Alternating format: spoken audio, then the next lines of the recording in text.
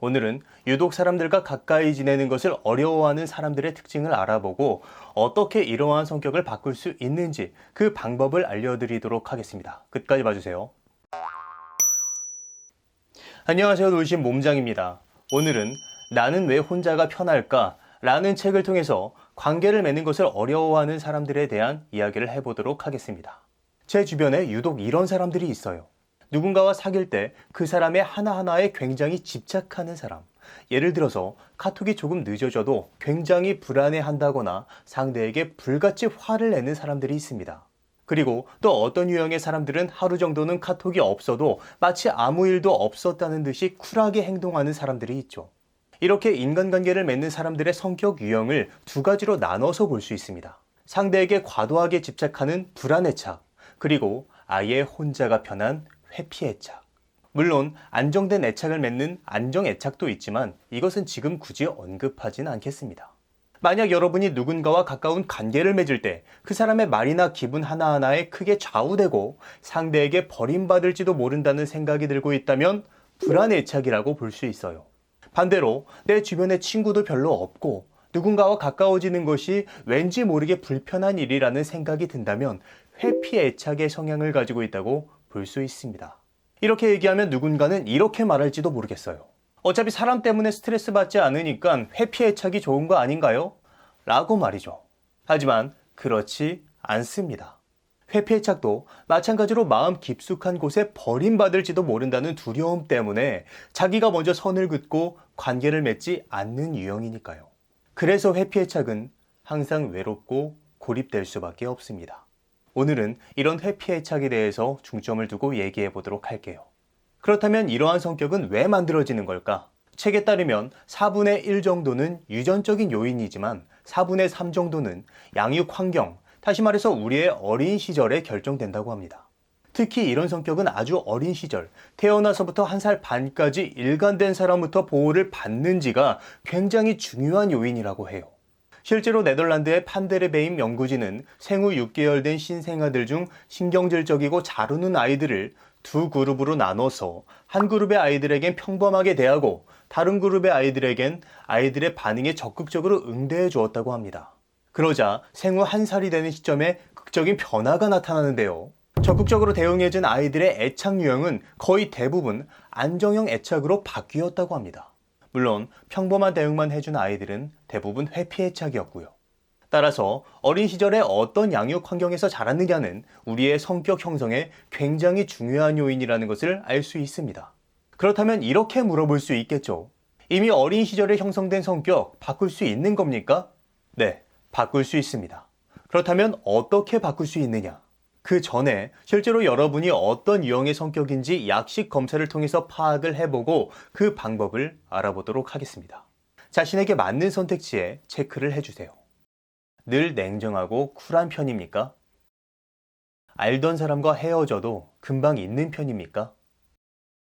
표정의 감정이 잘 드러나는 편입니까? 어린 시절의 일을 잘 기억하는 편입니까? 약식으로 4가지 문항을 체크해봤습니다. 더 구체적인 검사를 원하신다면 책의 부록을 참조해주세요. 검사의 결과를 말씀드리자면 4개의 항목 중 3개 이상 1, 2, 3번 문항의 1번, 4번 문항의 2번을 체크하신 분은 회피형 애착에 가깝다고 볼 수 있습니다.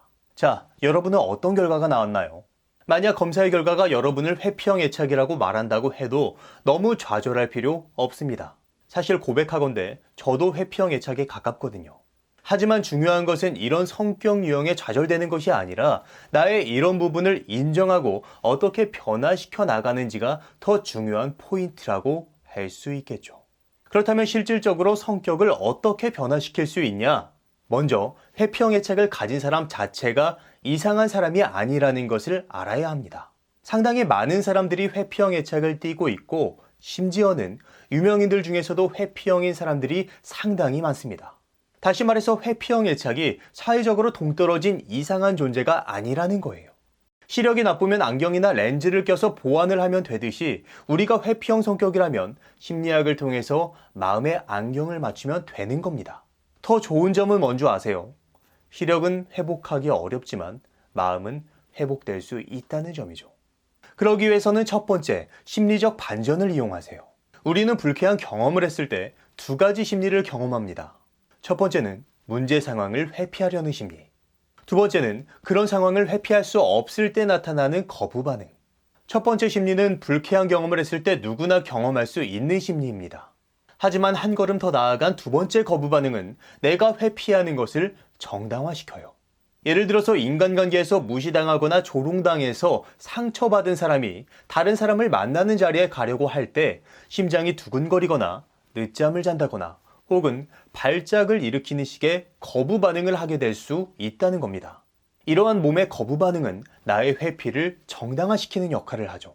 예를 들어서 약속을 잡았는데 잠수 타는 친구들 가끔 있죠. 거의 98%는 아팠다고 말합니다.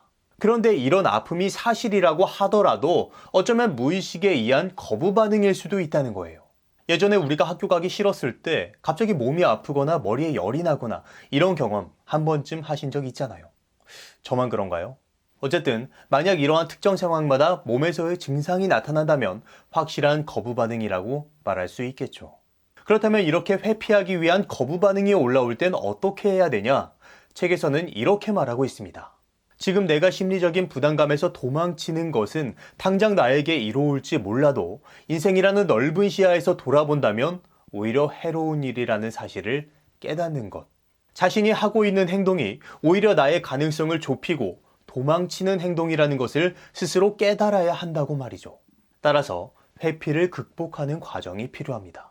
이러한 깨달음을 느꼈다면 다음으로는 폭로요법을 사용해 보시는 게 좋습니다. 현실에서 일어나지 않은 불안에 대해서 미리 불안해하는 것을 예기 불안이라고 하는데 이러한 불안이 스멀스멀 올라올 때 도망치지 말고 오히려 그 문제에 뛰어드는 거예요.